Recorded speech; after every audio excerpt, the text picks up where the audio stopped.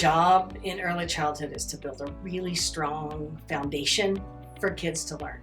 So the goal is not to speed up learning for those kids who have difficulty. That doesn't work well, and you leave some Swiss cheese holes in their development when you do that. It's important to build that really good foundation so that by the time kids get to school, we have a really solid plan for how this child needs to be supported.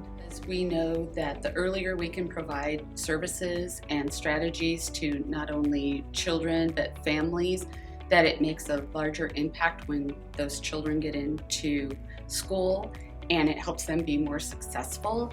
Providing those early learning moments, especially helping coach families and teachers and helping them learn those tools so that they can help their child in those moments when we're not there. Those kids would get to preschool, or even preschoolers get to kindergarten, and they would be missing a huge chunk of knowledge that is time that you can't make up. So without our services, it would put a lot more burden back on the schools. It puts a large burden back on families. The bulk of what we do is making sure that teachers and parents know how to support that kid when we're not there. We're there for such a tiny slice of that child's life, and those people are there all the time. So it's vitally important that they know how to support that kid all day, every day. That's where the learning happens. That's where the change happens. And that's our job, is to make sure that they know how to do that. We have families that are involved from the get-go with helping develop programs for their children. They decide on what they would like to work on, what's a priority, how they would like to work on that. And not only that, for some of our babies that are born with medical complications, it also lets us be involved at an early point in their lives and help provide resources to those families and children as they need it and as they grow. We're not just 8 to 4. We have service providers that are really trying to meet families' needs and work around family schedules. And so if we have families that aren't available, we're going out and providing those services after families get home from work. We feel that it is really important to provide those services and meet those families' needs when those families can be there, so that we can see that child within that natural environment. So sometimes that means we meet the family at their jobs. So we've done everything from meetings in a meat packing plant to playgrounds to the barn with chickens, you name it, we've done it. And that's fun. It keeps us on our toes. Love the problem solving piece. One of the things that ESU 16 Early Childhood does for our districts is child find. There's a statutory requirement that all districts try every year to find all children birth to 21 in their district that may have a disability.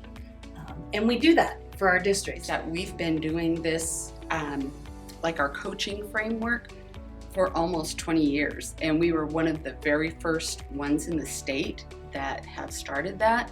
And we've continued to provide the services that way. We are privileged and expected by our educational service unit, by our board, by our advisory council, to be the absolute best we can be and to be leaders in our field. We do a lot of professional training every year. We are encouraged to stretch and grow our own skills so that we can take those out to our districts. What makes ESU 16 so special with the early childhood program is that there's so much experience on the team, and I don't know that I've ever come across a question with a family or with my own learning process that I haven't been able to find direction from our team.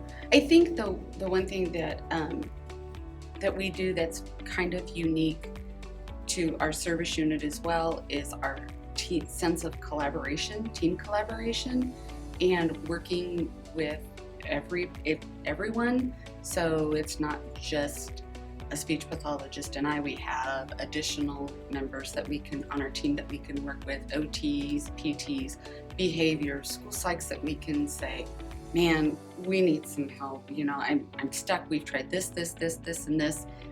Give me some more ideas to try.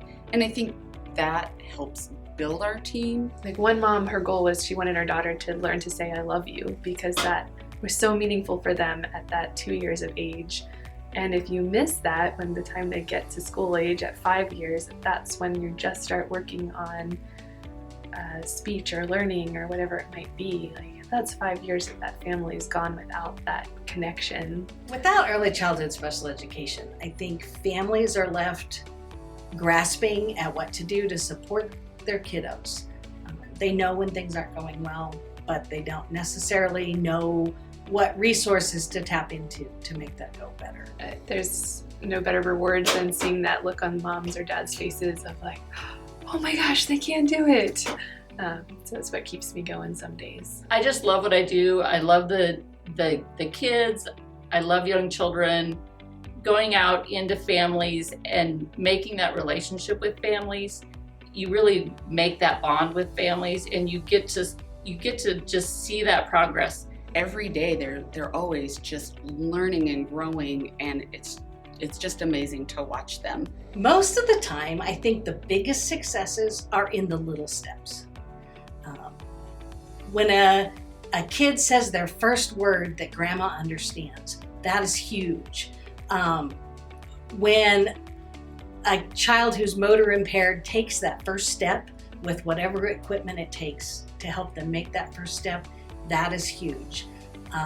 The things I've felt the best about are helping parents develop a relationship with a severely handicapped child. That doesn't come naturally to most people, and to help develop that is awesome.